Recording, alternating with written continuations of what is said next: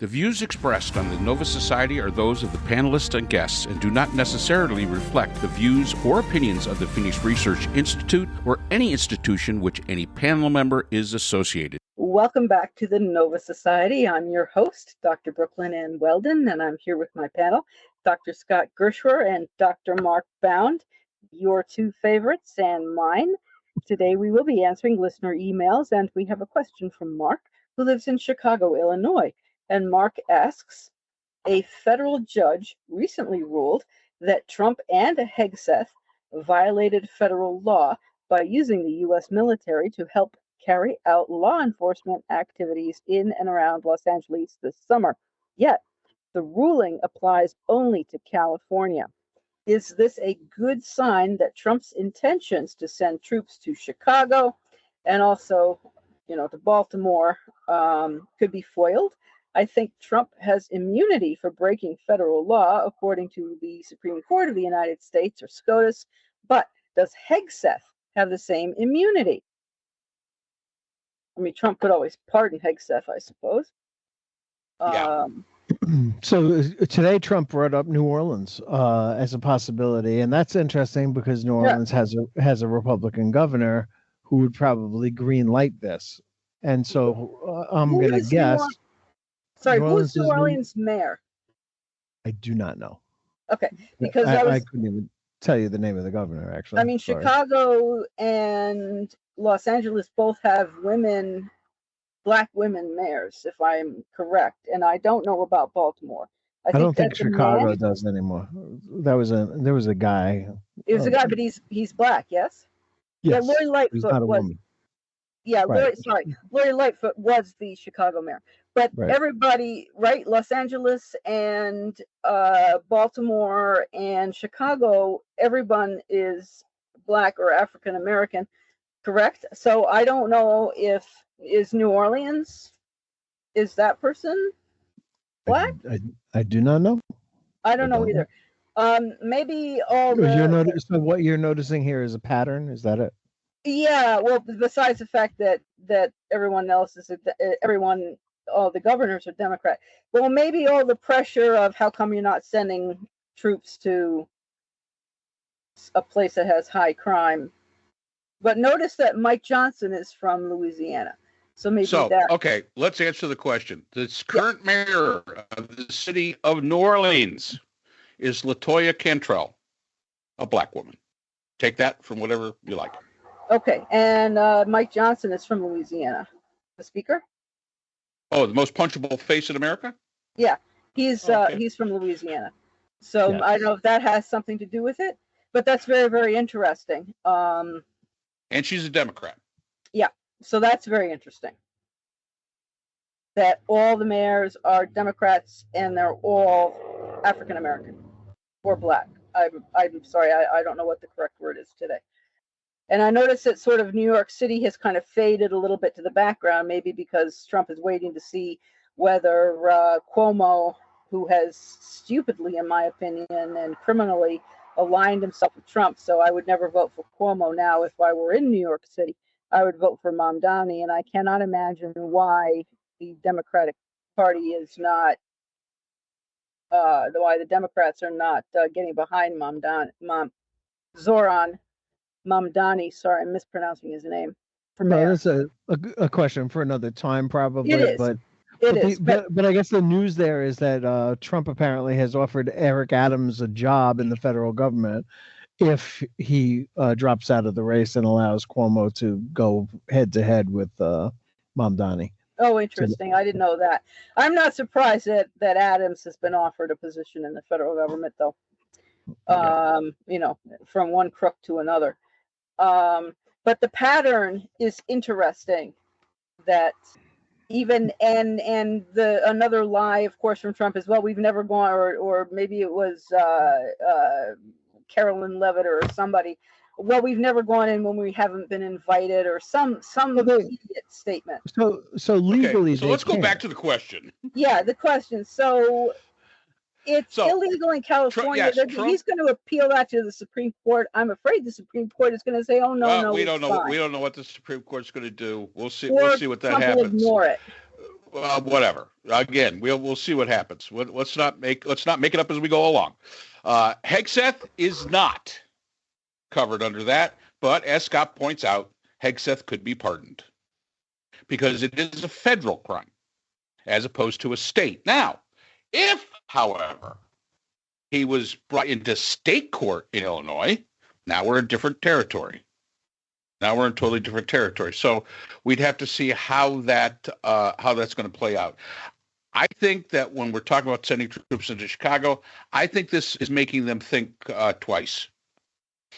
I think it's making them think twice, and they're probably trying to find a way around it, such as, well, they're really not there to do policing actions. They're there to support ICE, which is a federal thing. And ICE is not the military, supposedly. And so that would be their way around it. Or they're there to put down mulch, like they're doing in Washington, D.C. That's a possibility there. Let's remember, the reason somebody once asked me, why is nobody doing anything about all this? And my comment is because the framers of the Constitution never imagined we would have been this stupid to put somebody like this in. He challenges the rules that have always existed, that we've always understood existed, and he pushes the limit to see how far he can go onto it. And, yes, the courts have not been a great guardrail because they don't know. They just don't know. There's no precedent for it. Remember, courts, even the Supreme Court, relies on precedent. There are no precedents for any of the things that are being done today. So Hegseth, no, does not have immunity. Trump, according to SCOTUS, does, but only to a certain point, by the way I understand it. And yes, this might be good for Chicago, but guaranteed old Trumpy Trump will come up with something even more Trumpy Trump and try to figure a way around it. Or one of his minions, probably Miller, the Prince of Darkness, will probably try to find a way around it. I don't think Trump really cares whether something is legal or not. It's kind of a weird. No. There's a weird phenomenon going on here. For one thing, I will say this: the courts have pleasantly surprised me so far. I mean, they're all of these will be appealed. All will go up to the Supreme Court. But the ruling this week on tariffs was a good ruling, right? Trump doesn't have the power to do that. He doesn't have the power to supersede. That's going to go to the Supreme Court, right? He wants to claw back all the money that they've allocated for foreign aid. He wants to claw that back.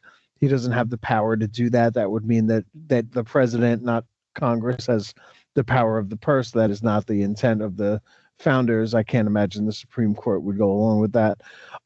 This one violating posse comitatus, it had to wind its way through the courts. It didn't take all that long.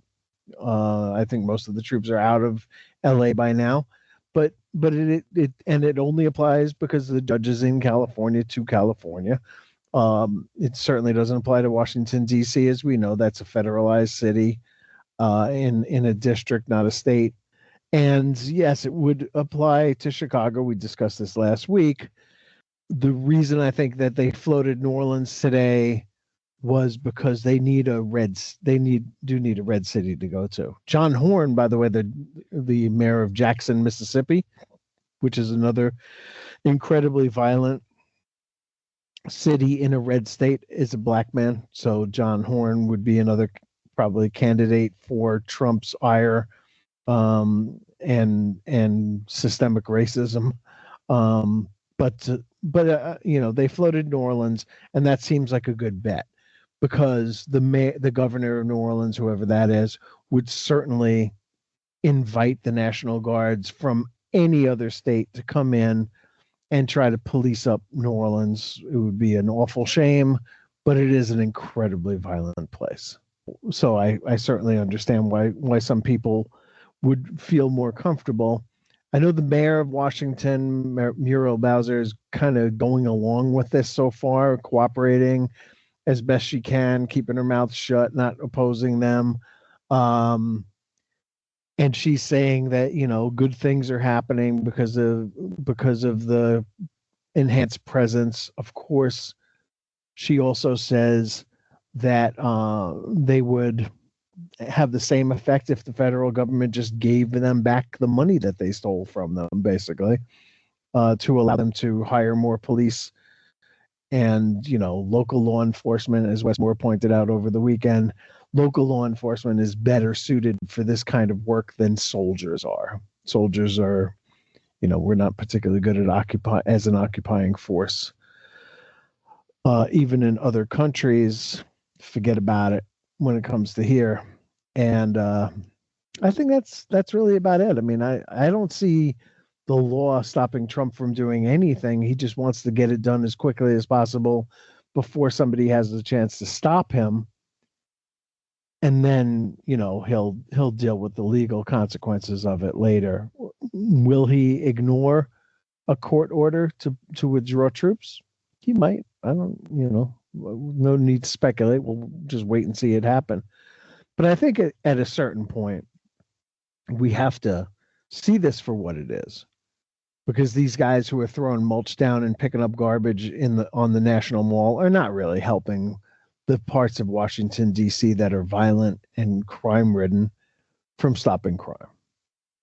This is just show. I mean, maybe they're freeing up some people to go do some real police work elsewhere that they didn't have the resources to do. They can reallocate police forces. Okay, maybe that is the case, and that's helping. But at the price tag of $1 million a day, it's not really sustainable.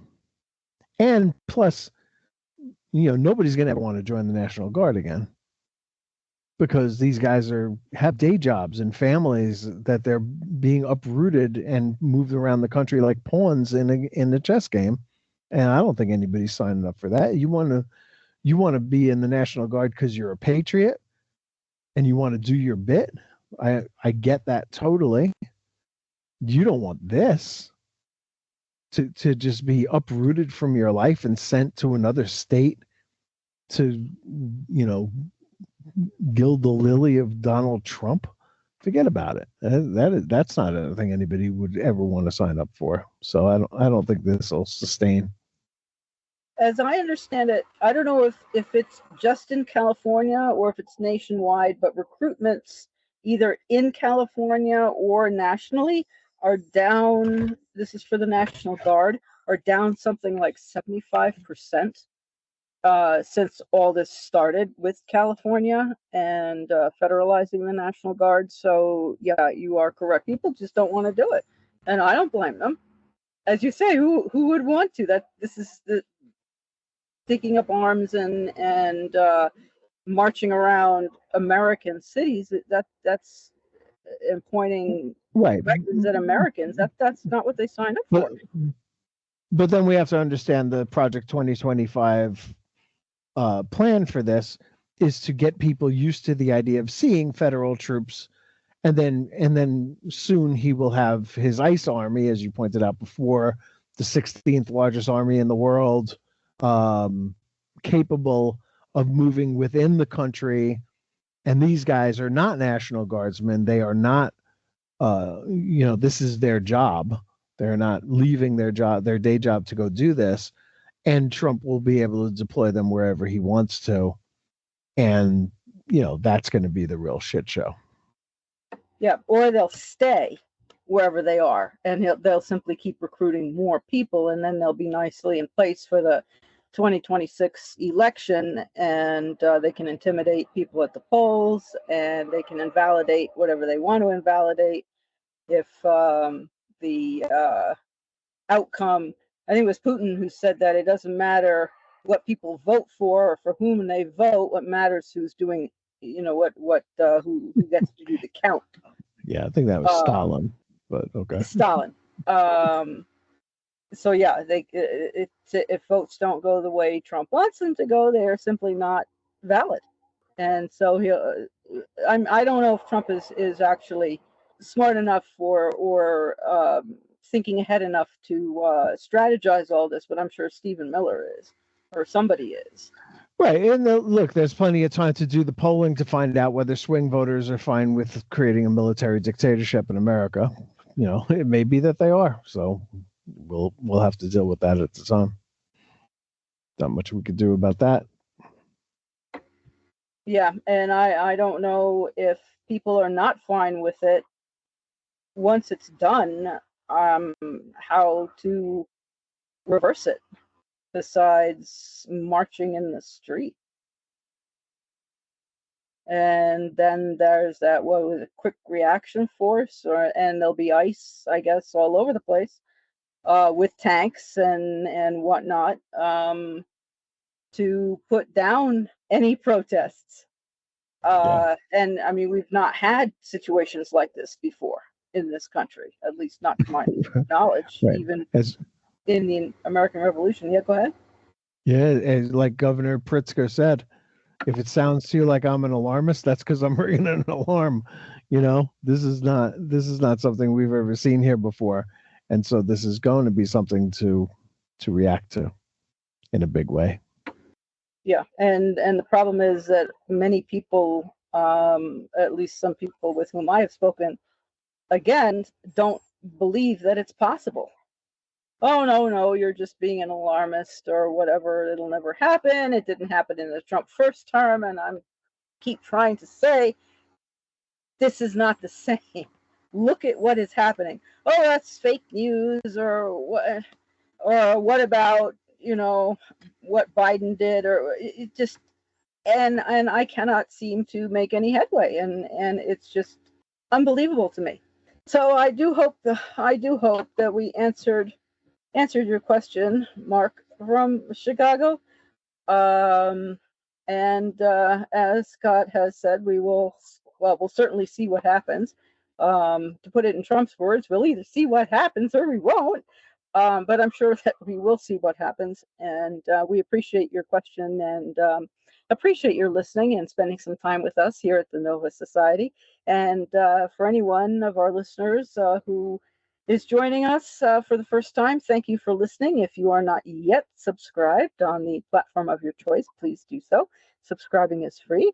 And we look forward to seeing you again next time on the Nova Society. The Nova Society is a production of Nova Society Media, a division of the Phoenix Research Institute. We'd like to thank our production partners, Buzzsprout, who hosts the Nova Society, Audacity, our editing partners, Apple iTunes, the largest source of podcasts and music on the internet, Spotify, the most popular platform for the Nova Society, and iHeartRadio, your source for all things music and podcasting. The Nova Society is available on all of these and other quality platforms listed in our description. We'd also like to thank all of our listeners. Without your support, the Nova Society would not be possible.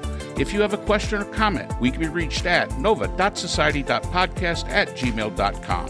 So for Dr. Brooklyn Ann Weldon, Dr. Scott Gershwer, and all of our production partners here at the Nova Society, I'm Dr. Mark Bound. Remember, the true power in society is knowledge.